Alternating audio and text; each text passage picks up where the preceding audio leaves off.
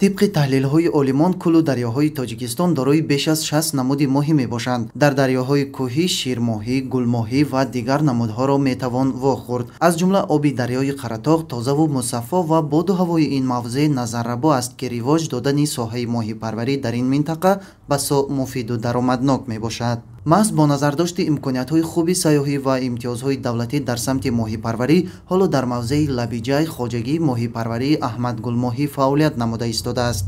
در این خواجگی سه نوع گلماهی از دوره تخم تا به فروش برآوردن پرورش کرده می شوند. تخم ماهی از ذات‌های مادری گرفته شده در مدت 20-25 روز به کرمینه‌های ماهیچه تبدیل یافته دوره غذادهی از 35-40 روزگی آغاز می گردد. بعداً طبق طلبات آنها به دیگر حوض‌ها گذرانیده می شوند.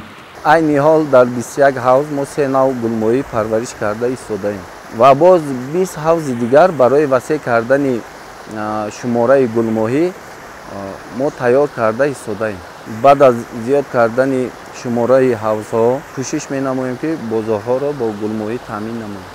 افزون گرداندن پرورش ماهی در خواجگی‌های ماهی پروری جمهوری نه تنها بازارهای مملکت را به این محصولات تامین می‌نماید، بلکه همچون موضع سیاحی و شکار ماهی بر رشد اگروسیاحی نیز مساعدت می‌نماید. این است که سیاحان داخلی و خارجی و دهه لبیجای همه‌روزه محض برای استعمال گلماهی خوش‌صفت می‌آیند و در برابر این در باد و هوای این منطقه استراحت می‌کنند.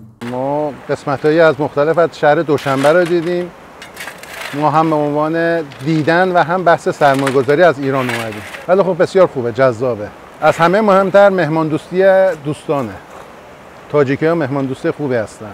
با گفته متخصصان ساحت هم او صفت ماهی به آب علاقمند است. هر قدر آب تازه و شیرین باشد همان اندازه ماهی از جهت اکولوژی تازه و بالذت می شود. چنین امکانیت ها در جمهوری تاجیکستان بسا فراوان است. با نظر داشت این جهت پیشرفت ساحه و تامین بازارهای مملکت با گوشت ماهی، با قرار حکومت جمهوری تاجیکستان از ماه مارس سال 2023 برنامه مجموعی رشد ساحه‌های چرخداری، پرنده پروری، ماهی پروری و زنبوری عسل پروری در جمهوری تاجیکستان برای سالهای 2023-2027 قبول گردید که طبق آن یک قطار امتیازهای دولتی در سمت ماهی پروری داده شده است. خواجگی ماهی پروری احمد گلماهی عین زمان در 21 حوض ماهی پرورش میکند و جهت افزایش دادن حجم استحصال گوشت ماهی و به بازارهای داخلی برآوردن آن با ساختمان 20 حوض دیگر ادامه داشته. برای رشد ساحه سیاحی نیز در این موضع امکانیت‌های استراحت و فراغت افزون گردانیده میشوند. دوام سال 2023 در 7 خواجگی ماهی پروری شهر ترسونزاده